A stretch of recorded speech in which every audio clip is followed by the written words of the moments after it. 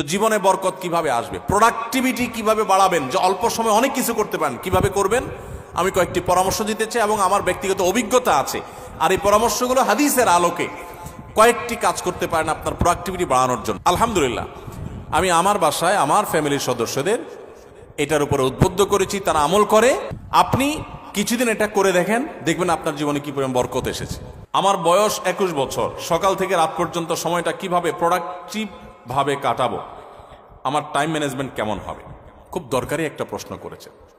Productivity আমাদের জীবনে বরকত, এটা অনেক গুরুত্বপূর্ণ একটা ব্যাপার। ইসলামের ইতিহাসে স্বর্ণযুগের অনেক সোনালী মানবরা আছেন, তাদের মাত্র 30, 35, 40 বছরের জীবনে হাজার হাজার পৃষ্ঠার বই রচনা করেছেন, গবেষণামূলক বই। আজকালকার মতো কপি পেস্ট মার্কা বই না, যে গুগল থেকে নকল করে কপি পেস্ট করে বই লিখে ফেলছে, জি না। তখন গুগল আর নেট ছিল না, লাইব্রেরি থেকে পড়াশোনা করে নিজেরা গবেষণামূলক গ্রন্থ লিখেছেন। 10 ভলিউম, 20 ভলিউম, 30 ভলিউমের এক একটা বই এক একটা আলমারি হয়ে যাবে। 30-40 বছর বয়সে এত বড় বড় বই লিখে ফেলেছেন। আর আমরা অনেকে আছি 30-40 বছর বয়সে ওই বইগুলো পড়েও শেষ করতে পারবো না। তাদের জীবনে অনেক বরকত ছিল, অল্প সময় অনেক কাজ করতে পারতেন। আমাদের জীবনে বরকত নাই, একেবারে বরকত নাই। দেখতে দেখতে জীবন পার হয়ে যায়, দিন পার হয়ে যায়, কিছু করা হয় না। তো জীবনে বরকত কিভাবে আসবে, প্রোডাক্টিভিটি কিভাবে বাড়াবেন, যে অল্প সময় অনেক কিছু করতে পারেন, কিভাবে করবেন আমি কয়েকটি পরামর্শ দিতে চাই এবং আমার ব্যক্তিগত অভিজ্ঞতা আছে।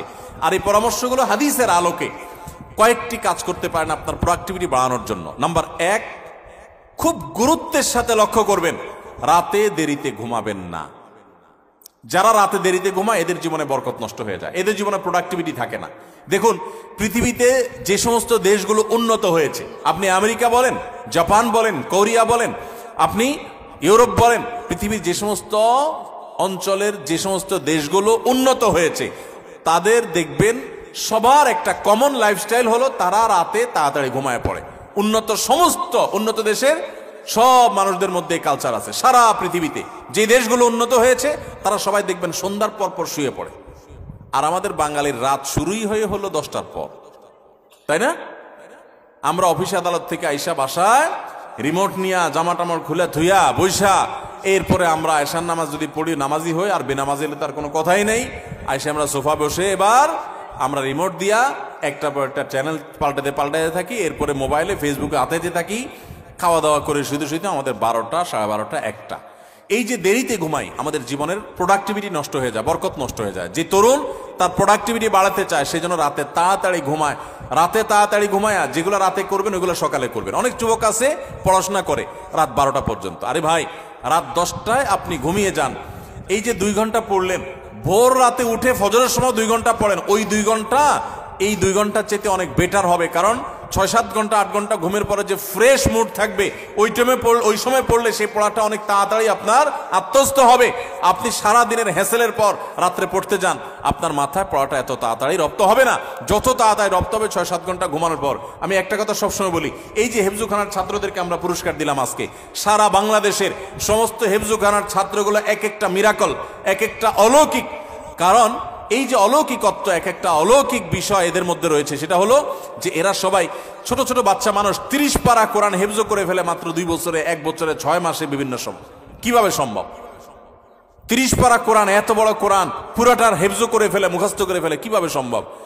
যে কয়েকটা সিক্রেট আছে, এই সিক্রেটস গুলোর মধ্যে একটা সিক্রেট হলো, একটা রহস্য হলো যে হেফজুখানায় 100% ছেলেরা রাতে তাড়াতাড়ি ঘুমায়।